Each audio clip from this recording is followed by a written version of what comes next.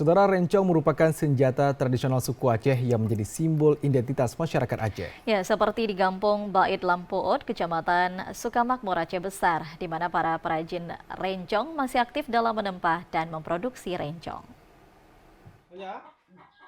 Rencong atau rencong merupakan senjata tradisional milik suku Aceh yang menjadi simbol identitas diri, keberanian, dan ketangguhan suku Aceh.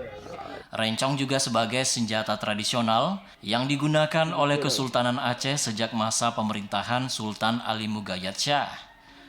Keunikan rencong dapat dilihat dari bentuknya yang menyerupai kalimat bismillah ditulis dalam bahasa Arab. Hal ini menunjukkan adanya hubungan erat antara rencong dengan Islam.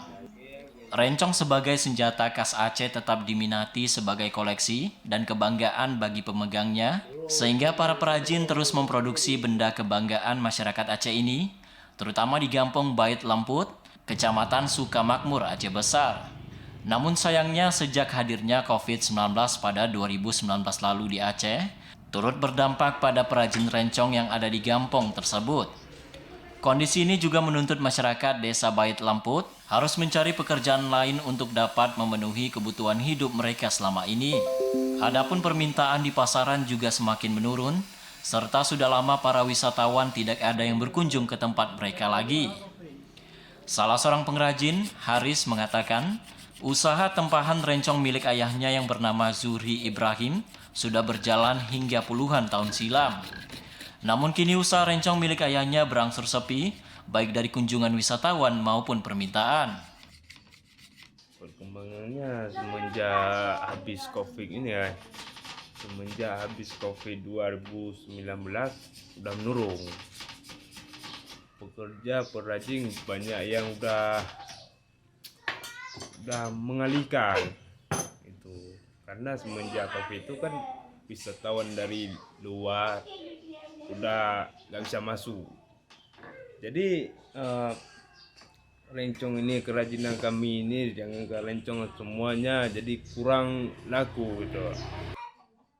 Untuk saat ini para pengrajin menjual rencong tergantung ukuran dan bentuknya, dari harga Rp70.000 hingga Rp110.000. Umumnya para pengrajin tidak menjual hasil karyanya sendiri, namun mendistribusikan melalui agen dan dipasarkan ke toko-toko souvenir Aceh yang ada di Banda Aceh dan sekitarnya.